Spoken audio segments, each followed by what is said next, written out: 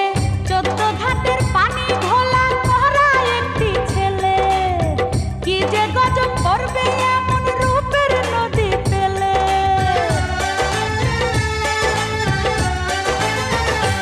ও সে 14 ঘাটের পানি ঘোলা করা একটি ছেলে, কি যে গজব করবে এমন রূপের নদী পেলে।